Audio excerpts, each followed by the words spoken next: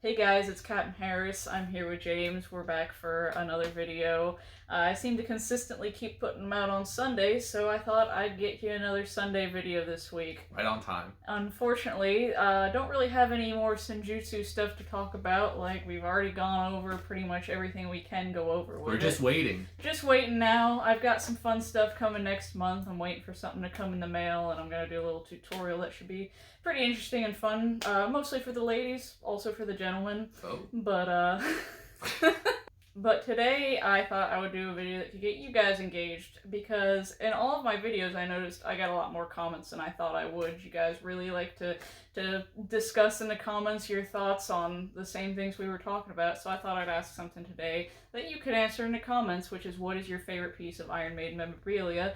And we would also sit and talk about our favorite pieces of Iron Maiden memorabilia. So comment below your favorite things that you've either bought or gotten because of Iron Maiden. Yeah, CDs, vinyls, t-shirts, like anything that you own that's Iron Maiden that you hold near and dear to your heart. Let us know. Yeah, and we'll let you know what ours are. So would you like to begin with yours?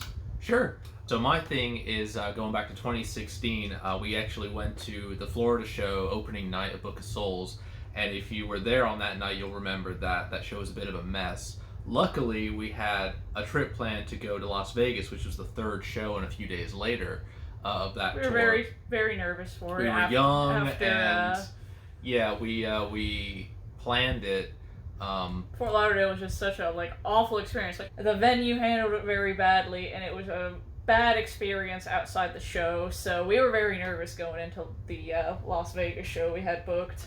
Yeah, I remember you were 19 and I was 22, and it was the first time that we got on a plane by ourselves and flew somewhere to do something. That was the furthest I'd been from home at that point, too. Yeah, so, we were hoping that this second show would, make up for the first one, and even when we got to Vegas, being so young, Vegas is a very disorienting place, and everyone's trying to sell you something all the time, and I hated it. Yeah, it was rough. It was rough Vegas the first day. Time I went. The first day was rough.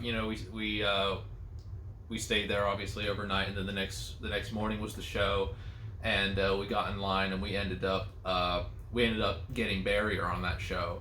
On Dave and Adrian's side, and right at the end of the show, and by the way, the band were on fire that night. They were a little choppy on opening night, which is expected. It was the first night. Bruce sang after having his throat cancer treatment, so we were all a little worried. But... It was, but yeah, third show in, they're on fire. They know the set, they know the songs by now, and right at the end of the show, I'm looking over at Dave and Adrian for something at the end. Neither of us has ever caught anything before. And I had my hand up, and then something hit my right hand, and I just closed it automatically, and it was this Steve Harris wristband. And I look over, and Steve's like, "Yeah, cheers, cheers," and I'm just like, "Thank you." And I just feel like that was the payoff for going through that mess. And so that's James' favorite little trinket that we've Iron Maiden trinket that we've got, and mine is a bit bigger. It's this book. It's John McMurtry's On Board Flight 666. I got this Christmas 2011. I think that's the year it came out. 10 years ago now. Yeah, it's been my favorite piece of memorabilia since I got it, and I do have a couple autographs on it. I've got Steve and Nico. Nico was 2013. And Steve was 2020 at the British Lion Tour, but the book's been my favorite piece of memorabilia since even before I got all that stuff. It's got so much amazing photography from John McMurtry in there. The sheer amount of stuff is insane. So much, and there's prompts to read. And isn't it ranging from somewhere back in time through Final Frontier? Yeah, so there's really a lot of amazing stuff in here, just shows, pages and pages. I don't backstage stuff. I don't know if the pages are numbered, but it's just a really great piece of memorabilia in the collection. I find myself going through it at least once a year to see everything inside it, and I do still have the paper that goes around the outside. I just think it looks so much cooler, the spine showing on my shelf and all that kind of Especially with the signatures, I mean. Yeah, I just really like it, so... I would love to get John McMurtry to sign it one day. I don't know if that'll ever be possible, but it's like he's the man who put this book together. He took all the photographs in it, so it'd just be really cool to have his on there. So yeah, I got, like I said, Christmas 2011. I was like 14 at that time. Wow, so, youngster. Yeah, this was really expensive. I'm like, I can't afford this. Can I get this for Christmas? So okay. Yeah, thankfully I got I got it because I think you can still get the paperback, but I don't know about the hardback version. I'd never even heard of this thing until she brought it into my life.